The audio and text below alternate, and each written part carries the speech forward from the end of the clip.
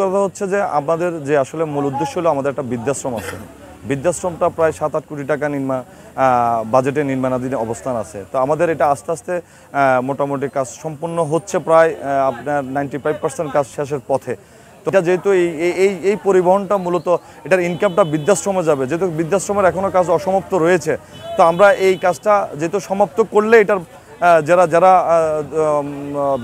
বৃদ্ধিরা থাকবে তাদের চিকিৎসা ব্যয় এবং থাকার ব্যয়টা যাতে পরিপূর্ণভাবে পুষতে পারে, সেই কারণে আমরা দ্রুত এই সার্ভিসটা নামিয়ে দিয়েছি। এবং আইডি পরিবহন একটা পরিবহন করলো এই বৃদ্ধাশ্রমের উদ্দেশ্যে, সেটা যেন এই আইডি পরিবহনের সকল ইনকামটা পুরোটাই আমাদের এই বৃদ্ধাশ্রমটা পরিচালনায়, যাতে আর কোনো রকমের কোনো সমস্যায় না পড়তে হয়।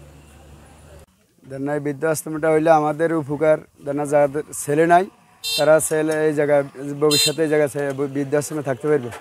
তার খাওয়াই না তো কেউ থাকবে না আল্লাহ ছাড়া।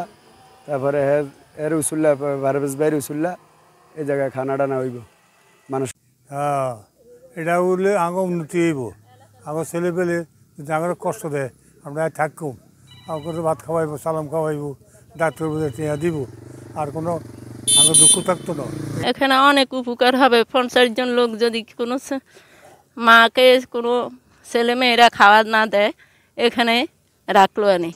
ওয়ালটন এসিতে ইনস্টলেশন একদম ফ্রি।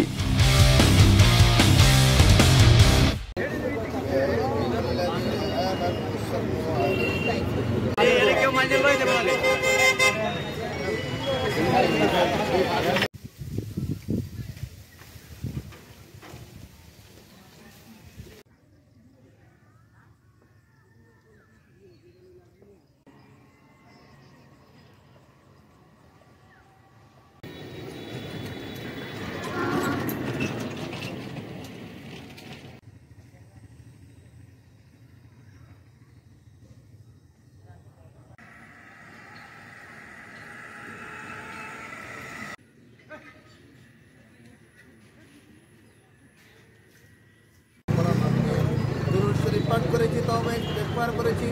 আয় আল্লাহ